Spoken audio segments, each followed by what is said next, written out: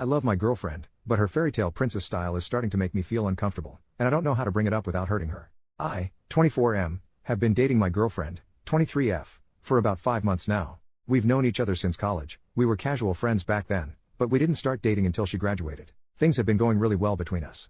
She's sweet, funny, and ridiculously smart, but there's this one thing I don't quite know how to approach: her princess syndrome. Now, before you picture someone spoiled or entitled, let me clarify, that's not her at all. She's incredibly grounded and works hard at everything she does. When I say princess syndrome, I'm talking about her aesthetic. My girlfriend dresses like a fairytale princess nearly every day. Think long, frilly skirts, lacy blouses, ribbons, and sometimes even tiaras. It's not just her wardrobe, it's her whole vibe. It's unique and undeniably her, and honestly, she pulls it off stunningly. At first, I found it super endearing. It's not every day you meet someone who fully embraces the kind of style and makes it work. But over time, I started realizing just how much of her life revolves around it. She runs a fashion blog with a solid following, and she spends hours every day taking outfit photos, writing posts, linking items, and interacting with her audience. On top of that, she sews her own pieces, either for her own wardrobe or for her Etsy store. It's impressive, but it's also a lot. When we go out together, her outfits draw attention. Sometimes more attention than I'm comfortable with. People stare, some compliment her, and others take pictures when they think we're not looking. I'm not gonna lie, that part really gets to me. I tried to bring it up once, casually asking if she could tone it down a bit when we're out. She said she'd keep it simpler, but all that really meant was skipping the accessories in her hair. I've told her repeatedly that I love her for who she is. I mean it, I wouldn't want her to change entirely. But I can't shake this nagging feeling that people don't see past the outfits to appreciate how smart and kind she is. I had hoped that when she landed her first job in her dream field, her style might shift naturally. Instead, it seems like her boss and coworkers love her look and even encourage it. So here I am, stuck between wanting her to feel free to express herself and worrying that people won't take her seriously. I want to talk to her about finding a balance, but I don't want to hurt her feelings or make her feel like I'm trying to control her. How do I approach this without making her think I don't support her or love the person she is? Relevant comment: sounds like you have to get over your insecurities. This is her hobby, her interest, and she's getting positive reactions. You shouldn't be trying to change her, especially when it was something that initially drew you to her. OP, I guess I'm having trouble seeing clothing as a hobby? I play video games as a hobby, but that doesn't cause strangers to take pictures of me when I'm trying to shop at the supermarket. I get your point that it initially drew me to her, because it did. That's fair. I guess I didn't think that it would be such a constant thing in her life, especially after she graduated. Commenter: so, you love her just the way she is, but you're assuming she'll take that to mean she should change how she is? That doesn't make sense. This is how she is. She enjoys dressing up like this. Shit, she posts outfit photos online because she enjoys it so much. Other people encourage her because they do like how she is. If you don't like the attention, ask her sometime to just go out with you while she's wearing a casual outfit, but keep in mind that she already loves what she's normally wearing. OP, this is my problem. How do I ask her to dress more casually around me without her misinterpreting what I mean again and also not hurting her feelings? I can think of ways to say one half of that, but it doesn't work with the other half. Commenter: if you love her the way she is, why do you want her to change?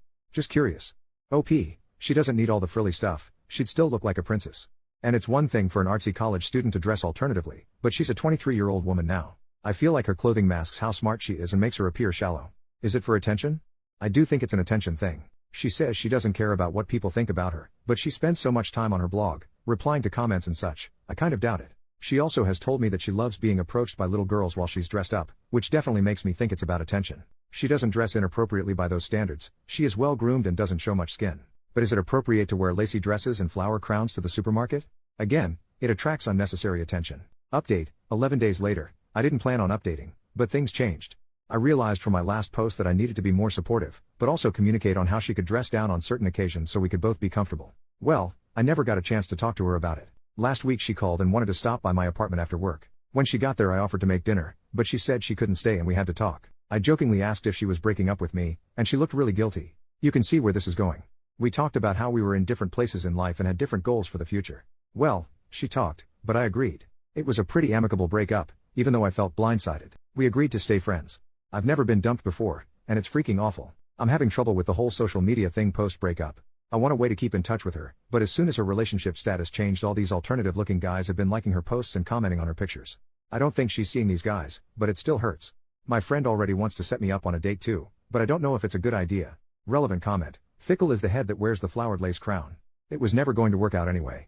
You had some laughs and some good times, enjoy that and move on. OP, I understood some of her reasoning. Mainly, I want to move out of the city once my lease is up, and I wanted her to move in with me. I was worried about long distance. She didn't want to leave the city though.